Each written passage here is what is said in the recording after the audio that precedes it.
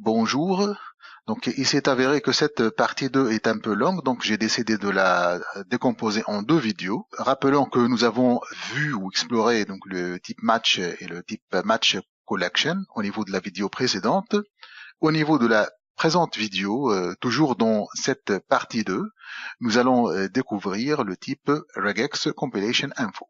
Nous passons à présent à la présentation de regex compilation info, qui est une classe qui est essentiellement utilisée pour compiler les expressions régulières dans des assemblées pour des raisons de performance, surtout lorsqu'il s'agit de recherche des correspondances dans des textes de taille importante. Regex Compilation Info, c'est une classe qui fournit des informations sur une expression régulière qui est utilisée pour compiler une expression régulière à un assembly autonome.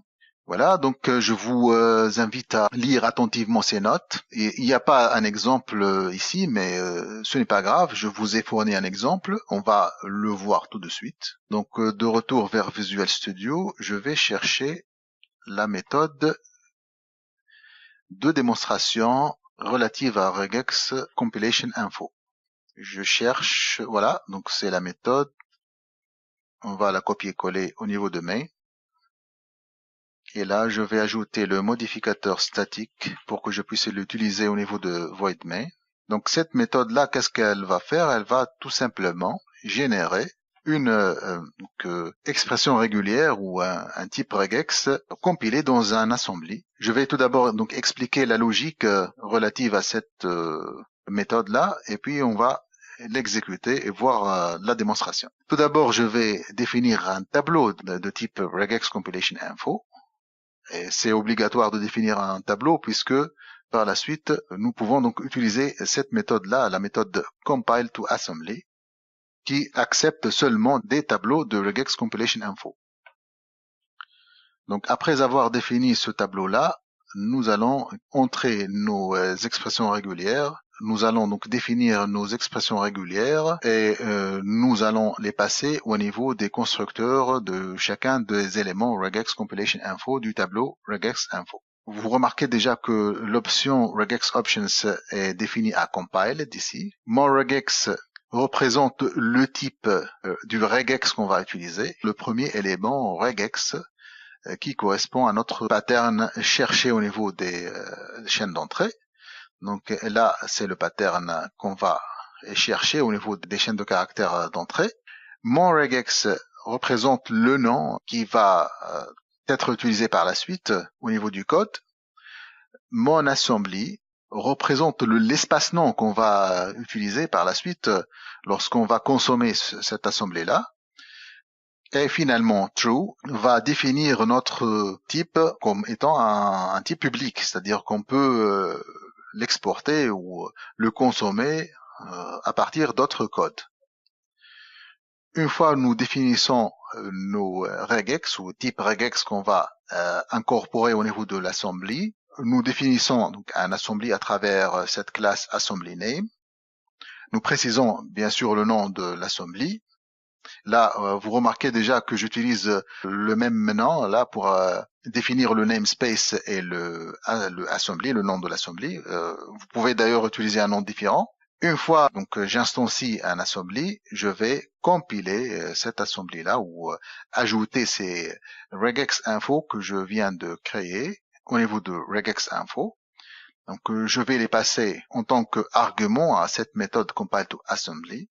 Par la suite, donc cette méthode va compiler toutes les regex compilation info définies au niveau de ce tableau-là, au niveau d'un assembly qui est déjà donc défini ici. Voilà donc tout court la logique qui est employée ici au niveau de regex compilation info. On va l'exécuter. Voilà. Une fois c'est fait, nous allons vers le répertoire bin de notre projet. On va trouver un nouveau ou plutôt une nouvelle assemblée qui vient d'être générée, qui porte le nom monassembly.dll. En fait, cette assembly contient les regex définis ici au niveau du tableau regex info.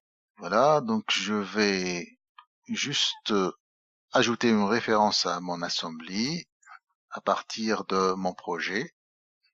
Donc add reference, pardon là. Donc, add reference, mon assembly.dll,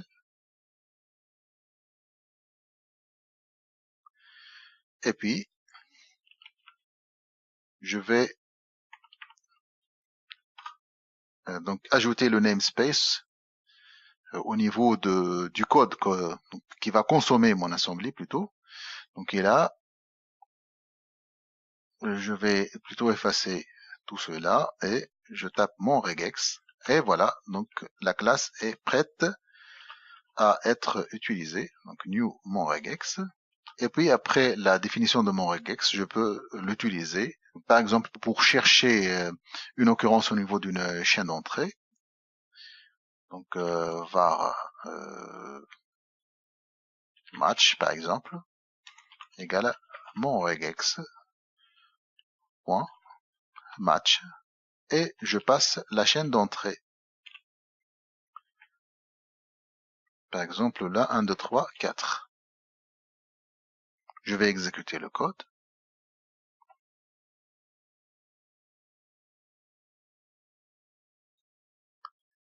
Donc voilà, donc on arrive à capturer 1, 2, 3, 4 qui correspond à notre pattern. Donc remarquez là que j'ai utilisé un pattern qui définit une chaîne de caractères qui est suite de 4 nombres. Donc ça correspond bien, donc le 1, 2, 3, 4 correspond bien à notre recherche. Alors si on fait un petit récap, alors nous commençons par donc la vidéo précédente où on a vu le type match et le type collection. Et au niveau de cette vidéo, nous avons vu le type regex compilation info. Au revoir et à la prochaine vidéo Smart and Skilled.